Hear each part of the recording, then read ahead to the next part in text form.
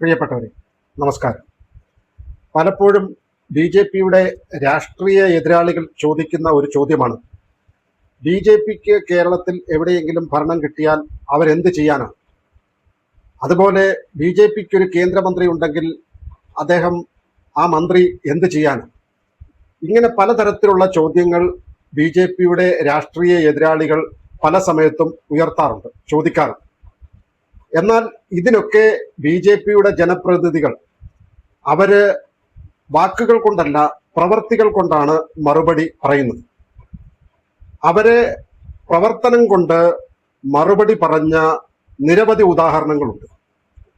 ആ പ്രവർത്തികളെല്ലാം തന്നെ സാധാരണ ജനങ്ങൾക്ക് വലിയ പ്രയോജനം കിട്ടുന്ന കാര്യങ്ങളായിരുന്നു.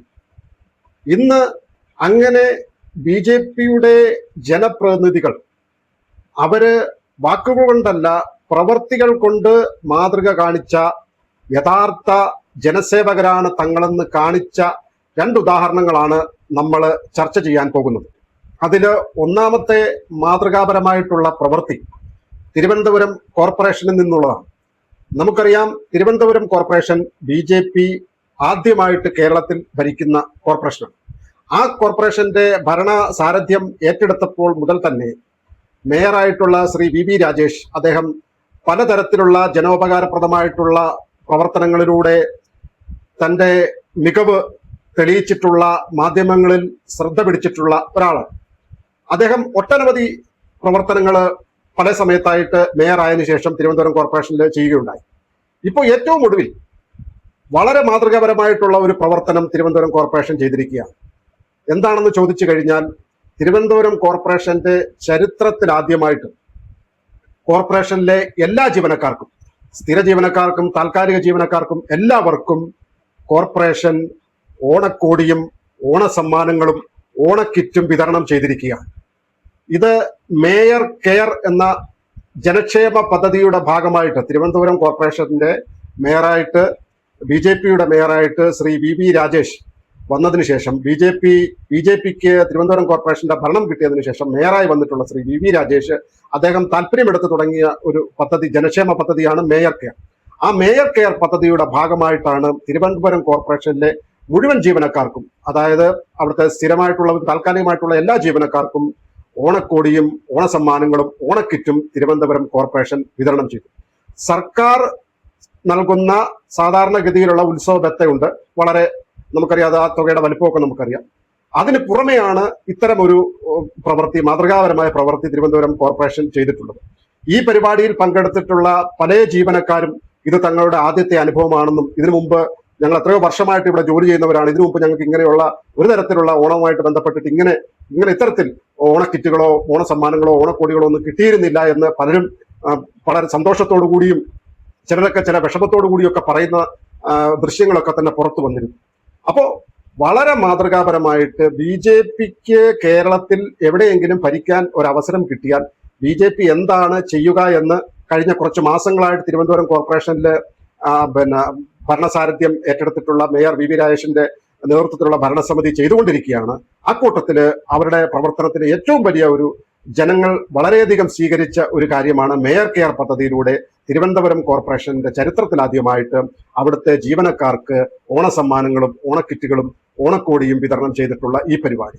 തീർച്ചയായിട്ടും ബി ജെ പിക്ക് ഭരണം കിട്ടിയാൽ എന്ത് മാറ്റമാണ് ഉണ്ടാകാൻ പോകുന്നത് എന്നുള്ളതിനെ സംബന്ധിച്ചിട്ട് ഏറ്റവും ഒടുവിലത്തെ നിരവധി ഉദാഹരണങ്ങൾ ഭരണസാരഥി ഏറ്റെടുത്തപ്പോൾ മുതൽ ഉണ്ട് തിരുവനന്തപുരം കോർപ്പറേഷനിൽ. അതിന്റെ ഏറ്റവും ഒടുവിലത്തെ ഏറ്റവും ജനക്ഷേമകരമായിട്ടുള്ള ഒരു ഉദാഹരണമാണ് ഈ ഓണത്തോടനുബന്ധിച്ചിട്ടുള്ള ഈ ഓണക്കോടിയും അതേപോലെ തന്നെ ഓണസമ്മാനങ്ങളും ഓണക്കിറ്റിന്റെയൊക്കെ വിതരണം. രണ്ടാമത്തെ ഏറ്റവും മാതൃകാപരമായിട്ടുള്ള പ്രവൃത്തി ആലപ്പുഴ ജില്ലയിൽ നിന്നാണ്. ആലപ്പുഴ ജില്ലയില് നമുക്കറിയാം, സുരേഷ് ഗോപി അദ്ദേഹം കേന്ദ്ര ടൂറിസം സഹമന്ത്രിയാണ്. അദ്ദേഹം ആലപ്പുഴ ജില്ലയിലെ കുടുംബശ്രീ പ്രവർത്തകർക്ക് 32 ലക്ഷം രൂപ തന്റെ അക്കൗണ്ടിൽ നിന്നും കടമായിട്ട് ഓണം ആഘോഷിക്കാൻ വേണ്ടിയിട്ട് നൽകി. എന്താണ് ആ സംഭവം എന്ന് നമുക്കൊന്ന് നോക്കാം. സംസ്ഥാന ടൂറിസം വകുപ്പിന്റെ കീഴിലുള്ള ഡെസ്റ്റിനേഷൻ ഫണ്ടിലുള്ള കുടുംബശ്രീ പ്രവർത്തകർ, അവർക്ക് കഴിഞ്ഞ 4-5 മാസമായിട്ട് ശമ്പളം ലഭിച്ചിരുന്നില്ല.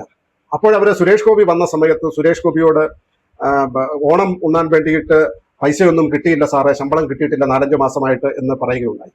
അത് പറഞ്ഞ സമയത്താണ്, ആ സമയത്ത് കളക്ടറുടെ സാന്നിധ്യം അദ്ദേഹത്തോടൊപ്പം ഉണ്ട്. ആ സമയത്ത് അദ്ദേഹം 32 ലക്ഷം രൂപ ഇതുപോലെ അവർക്ക് സ്വന്തം അക്കൗണ്ടിൽ നിന്ന് കളക്ടറോട് സംസാരിച്ച് നൽകുന്നതോടൊപ്പം അദ്ദേഹം പറയുകയും ചെയ്തു, ഇത് കടമായിട്ട് നൽകുന്നതാണ്, നിങ്ങൾക്ക് ഓണം ആഘോഷിക്കാൻ വേണ്ടിയിട്ട്, ഓണത്തിന്റെ ചെലവിന് വേണ്ടിയിട്ട് ഞാൻ തരുന്നതാണ്. പക്ഷെ നിങ്ങൾ 4-5 മാസത്തെ നിങ്ങൾക്ക് ശമ്പള കുടിശ്ശികയുണ്ട്, ആ ശമ്പളം നിങ്ങൾക്ക് എപ്പോൾ കിട്ടുന്നു അപ്പോൾ ഈ പൈസ നിങ്ങൾ തിരിച്ച് അക്കൗണ്ട് മുഖേന തന്നാൽ മതി എന്ന് പറഞ്ഞുകൊണ്ട് അവരുടെ ആ വിഷമതകൾക്ക്, ആ ഓണം പോലുള്ള ഒരു വലിയ ആഘോഷത്തിന്റെ സമയത്ത് കയ്യിൽ പൈസ ഇല്ലാതെ വരുന്നതിന്റെ ഉള്ള ആ ബുദ്ധിമുട്ടിന്, ആ വിഷമത്തിന് ഉടനടി അവിടെ വെച്ച് തന്നെ കേന്ദ്ര സഹമന്ത്രിയായിട്ടുള്ള ശ്രീ സുരേഷ് ഗോപി പരിഹാരം ഇങ്ങനെ കാണുകയാണ്. അപ്പോൾ നോക്കൂ, ഒരിടത്ത് ഓണം ആഘോഷിക്കാൻ വേണ്ടിയിട്ട് 4 മാസത്തെ ശമ്പളം മുടങ്ങിയത് കൊണ്ട് നിവൃത്തിയില്ലാത്ത 54 കുടുംബശ്രീ പ്രവർത്തകർ, ആ 54 പേർക്ക് ഓണം ആഘോഷിക്കാൻ വേണ്ടി 32 ലക്ഷം രൂപ ഉദ്യോഗസ്ഥർ മുഖേന, കളക്ടർ മുഖേന തന്റെ അക്കൗണ്ടിൽ നിന്നും ഉടനടി അവിടെ വെച്ച് തന്നെ കൈമാറുകയും, എന്നിട്ട് വകുപ്പിൽ നിന്ന് പൈസ കിട്ടുന്ന സമയത്ത്, നിങ്ങളുടെ ശമ്പള കുടിശ്ശിക കിട്ടുന്ന സമയത്ത് ഫണ്ട് വകുപ്പിൽ നിന്ന് അനുവദിക്കുന്ന സമയത്ത് ഇത് എന്റെ പൈസ, കടമായിട്ട് തന്ന പൈസ റീഫണ്ട് ചെയ്ത് തന്നാൽ മതി എന്ന് അദ്ദേഹം പറയുന്നു. അപ്പൊ ഒരു വശത്ത് സാധാരണ ജനങ്ങളുടെ വലിയൊരു ആഘോഷവുമായി ബന്ധപ്പെട്ട് അവർക്കത് ആഘോഷിക്കാൻ നിവൃത്തിയില്ലാത്ത സാഹചര്യത്തിൽ ഉടനടി അതിനൊരു പരിഹാരം കാണുന്നു.